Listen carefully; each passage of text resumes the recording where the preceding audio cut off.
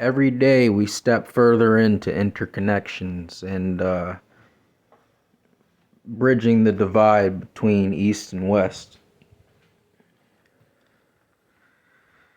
In the 1500s, shit like that started with Marco Polo and the spice trades. In the 1800s, it turned into the British Empire and India. And thanks to that, we got access to yoga and meditation and chakras and energies. Today we get to live in the fruits of that. Everywhere you go, you can find crystal shops and incense wizards and gurus and Vedic prophets. And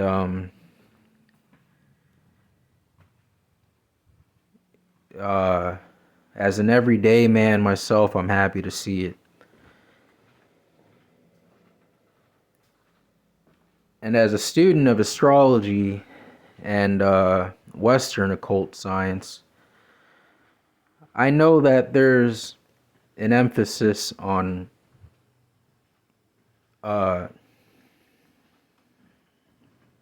two things as far as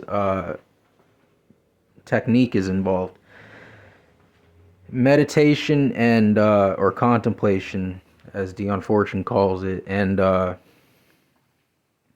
path working or visualization.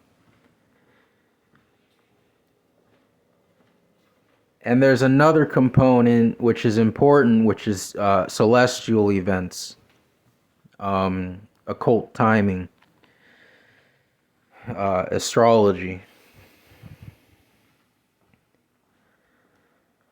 These three things act as a benefiter to any yogic practitioner and his techniques or her techniques.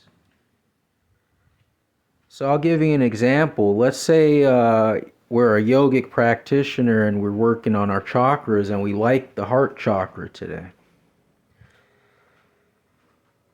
Well, lo and behold, the sun just moves into Gemini.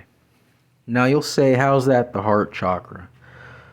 Well, a first-year astrologer can tell you that the heart is ruled by Leo. So we can say that the sun is there. That might not be enough. If we look at certain Eastern yogic traditions, they correspond Venus to the heart. So we can expand our understanding and incorporate Venus and the sun into the heart. And we do this and we try to pinpoint things, but we don't particularly look at the forest for the trees, so to speak. What's surrounding the heart, because the heart's not a single object, it's a part of a system. So, a 5-year astrologer will start to list off, if you tell them, the rib cage, which is ruled by the moon sign, Cancer. The spinal column, which is ruled by Venus again, and through Taurus.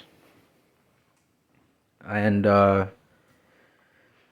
again, we can incorporate and syncretize here the efforts of two energies, Venus and Mercury, because people can say that Mercury rules the spine too, and then we'll come to a point where we start to question the existence of Hermaphrodite, a deity like this, which is a syncretism itself of Hermes and Aphrodite, or Mercury and Venus.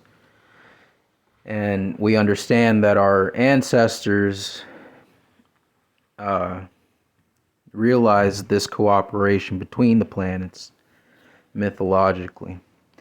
And it's also expressed in our bodies as an esoteric truth. That's a long way of saying that the spinal column can correspond to Venus and Mercury, and that there's an inherent syncretism.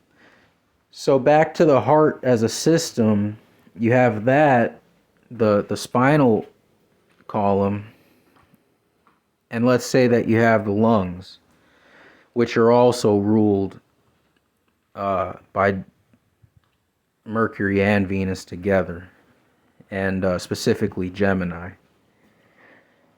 Why Gemini? Because Gemini are the twins. Anyway, so we see how there's a lot going on.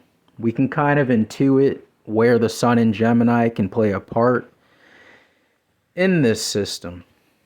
So it's not that we're necessarily working on the heart specifically, but that we have certain surrounding organs as a part of the heart system that light up, so to speak, in certain timings. And this is beneficial because this is where the Western wisdom and technique comes in of occult timing.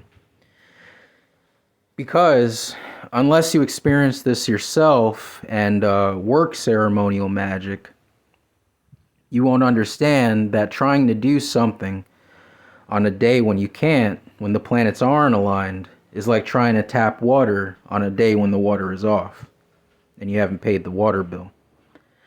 In other words, it's futile. You know, the pumps are going to pump to every house and go over yours.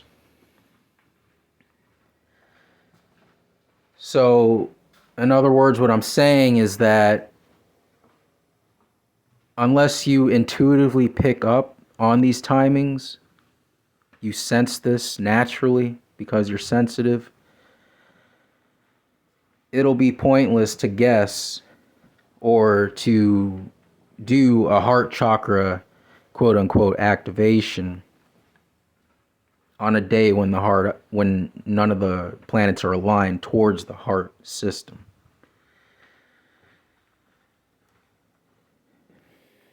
So let's say that the sun is in Gemini fresh, and let's say that the moon is in Leo fresh. So now we have two planets that are important and that are aligned to the heart system.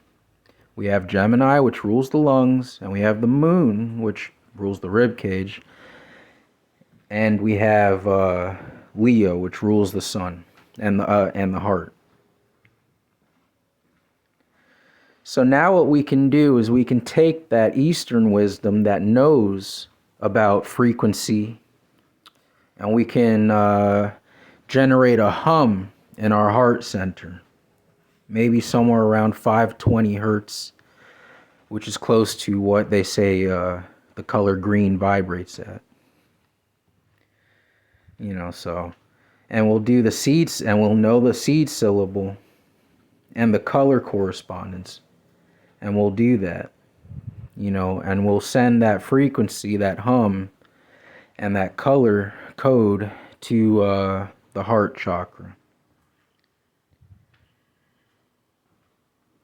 And then on top of that, to benefit it the most, is we'll visualize the Gemini symbol, which is, depends how you look at it. It could be a single column, but it's supposed to represent polarity, twin polarity. So think of like a dual piston engine or anything with two pistons generating energy. So your lungs are like an organic piston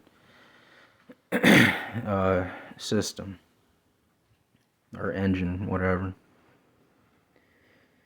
So when you visualize the Gemini symbol on top of that, basically, generally speaking, you overlay it onto your body. You know, you're meditating, your eyes are closed, you're doing the seed syllable, yum. And, you know, you're visualizing the green, the emerald green light.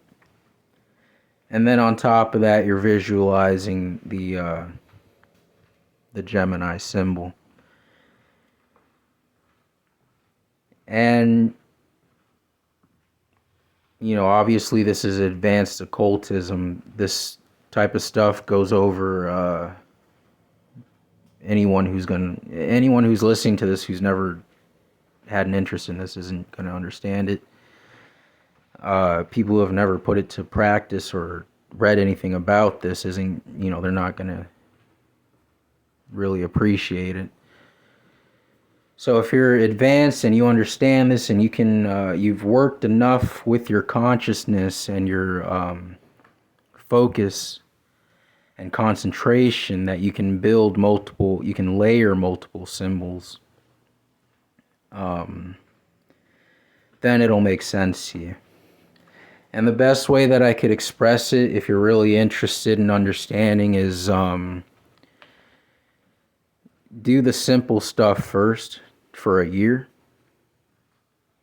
and then you'll see that it turns into reflex and you can you can overlay. So, if you do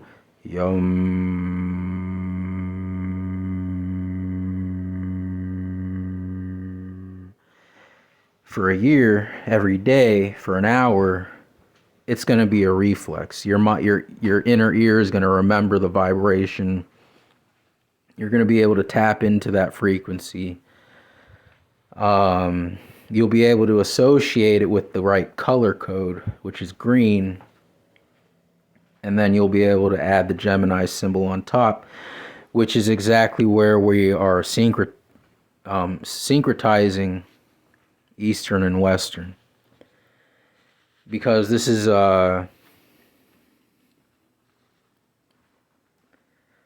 there's no reason that you can't work with one individual symbol,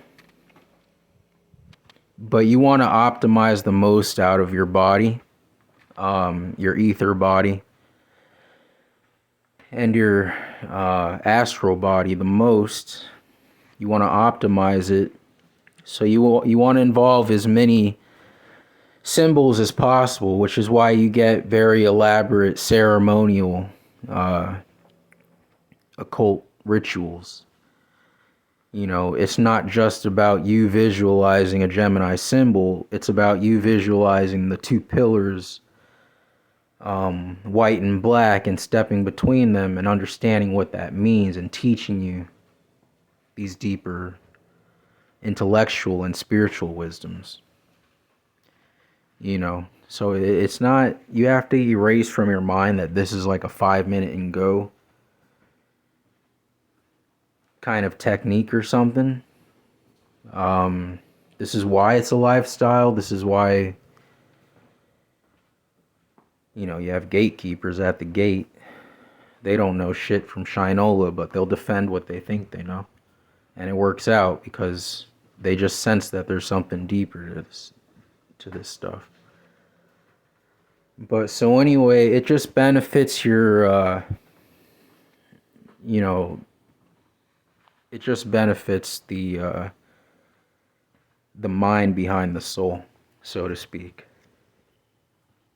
If your soul's modus operandi is that it's an unconscious operator or operative, then it has an operator behind it that's just as unconscious to you. And that would be the divine architect. The one who, for mental development, it's like, imagine like you're born without a head. And then Mercury is always there behind you, slowly putting its head onto you like a helmet. Like an ibis head onto you, just like year by year by year, slowly putting his head onto your body. And that's what like mental development's like. And spiritual growth, because it's not just about the feelings that you invoke through the meditations or the occult operations or whatnot. It's about stretching the mind, which is the spiritual center. Most people know it for the pineal gland. The brain's also important in itself, So,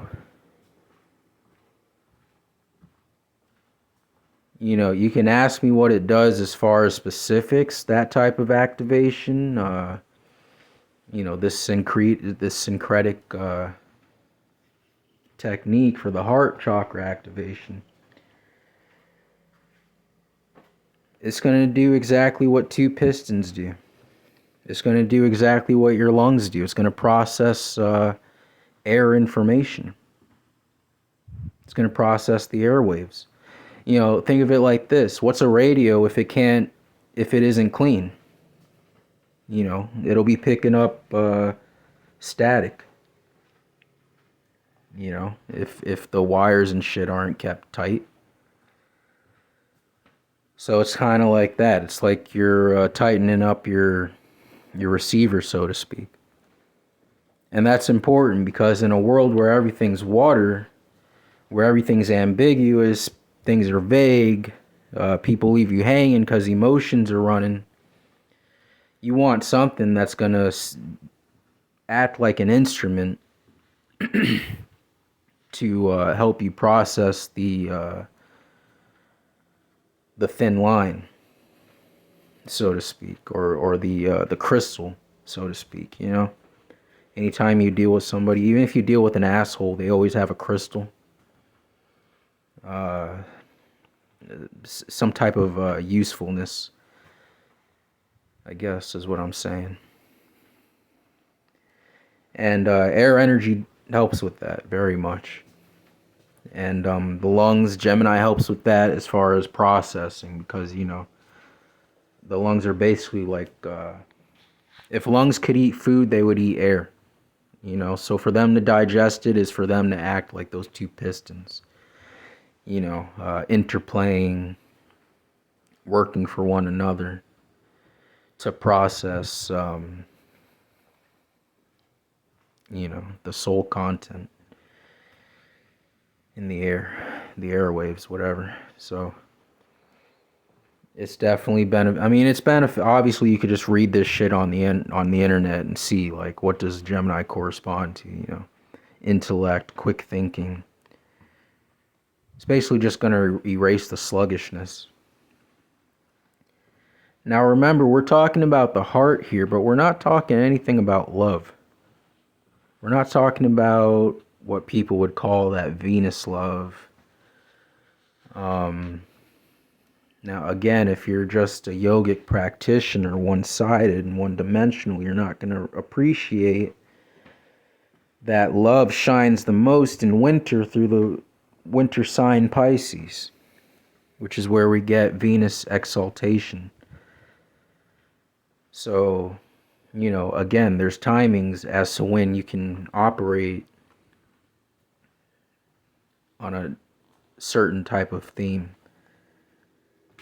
as opposed to another. If love isn't the operative word here, but duality and polarity are, because the sun's in Gemini, then you want to work with that aspect of this heart system. So there you go. That's about as much as I care to talk. I think it's done. Thank you. See you later.